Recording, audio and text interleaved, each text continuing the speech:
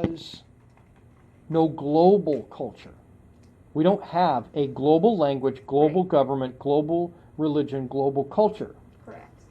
And there's no compulsion in belief. You don't compel people to believe. You can compel people to pretend they believe. Yes. In which case, they're waiting for you to turn your back and to find a sharp knife in their hand. But when communities grow and physically overlap, and their people don't have a choice but to intermingle, eventually they go to civil war,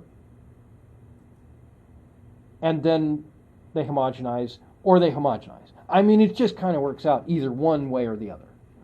They homogenize.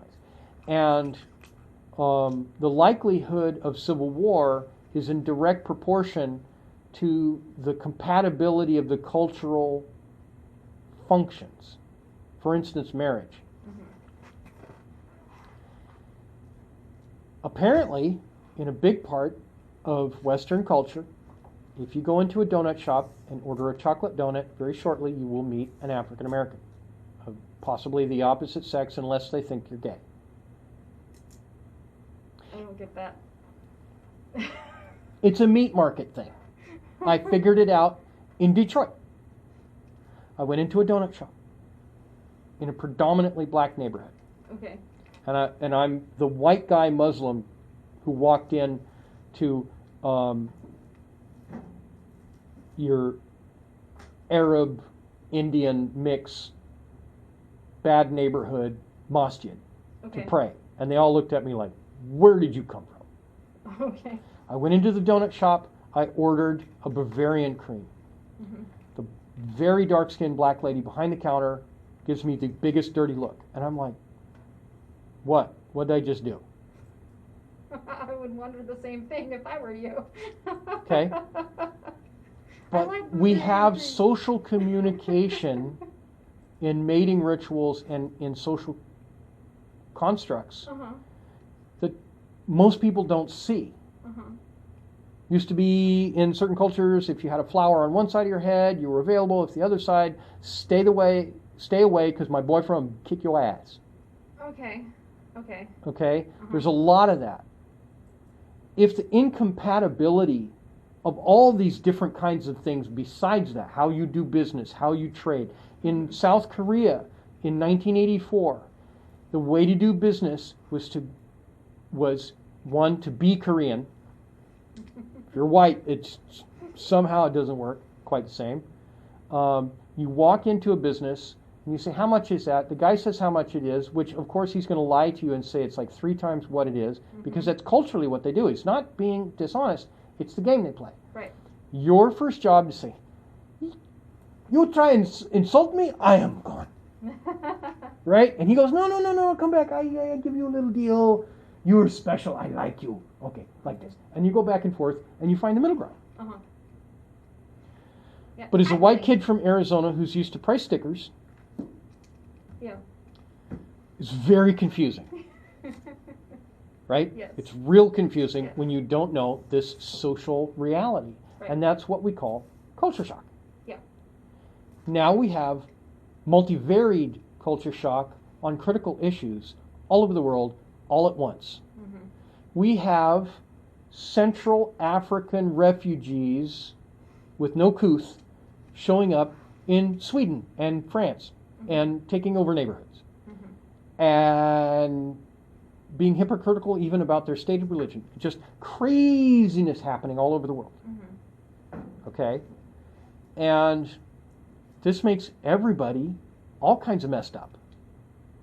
It's chaos. It's disorder. It's I don't know how to do business. I don't know how to flirt with that cute girl next door.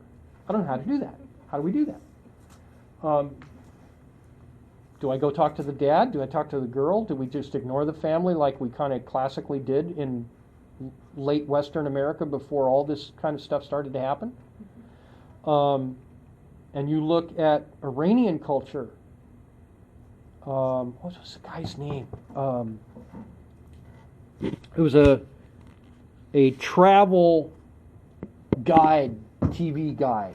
Okay. That mostly Rick Steves. Okay. Okay, Rick Steves, Europe. He would go to really posh, cool vacation spots in Europe and wander around with film crew and say, "Isn't this a lovely little cafe?" And he would talk to the locals, and he was kind of a little bit light in the loafers possibly, but really cool to watch, right? Rick Steves. Okay. Rick Steves negotiated an amazing access to Iran. Nobody pulled this off in years. He took a film crew through Iran, like all over the place, talked to like locals in the street. And you know why he got away with it? Because unlike all the other Western TV guys that tried to force their way in, sneak cameras in, hide stuff, and the Iranians were totally on top of it and said, "Get the hell out of here before we shoot you." Or no, stay because we want to shoot you.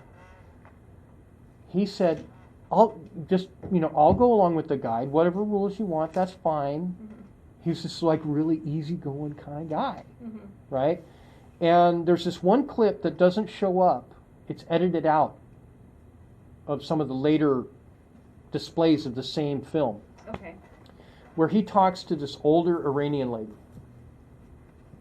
about America. And she says, "We don't want our daughters to be Britney Spears."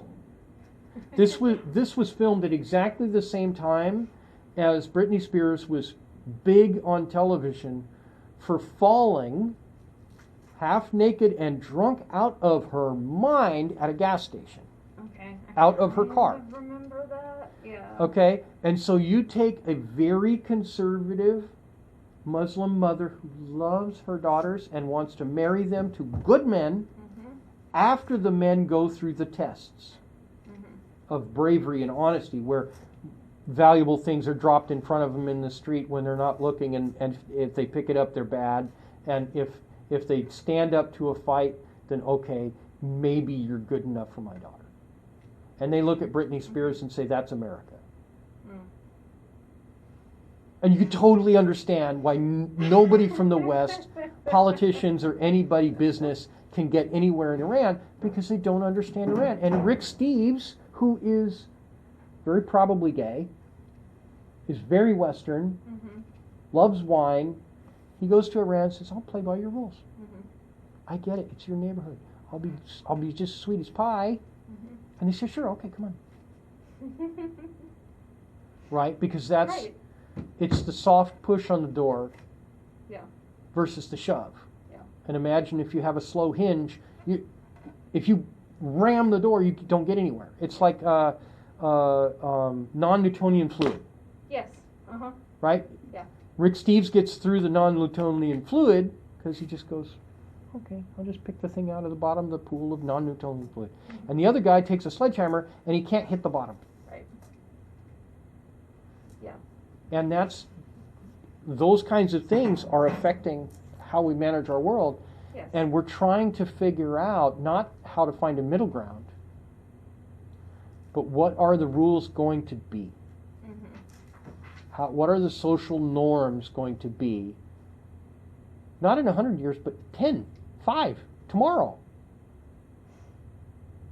And they mean everything. They mean the difference between your daughter marrying the good boy down the street who passes all the tests, or your daughter growing up to be freaking Britney Spears. God bless Britney Spears. Poor girl. She's been through hell. I feel a little sorry for her at this point in her life, yeah.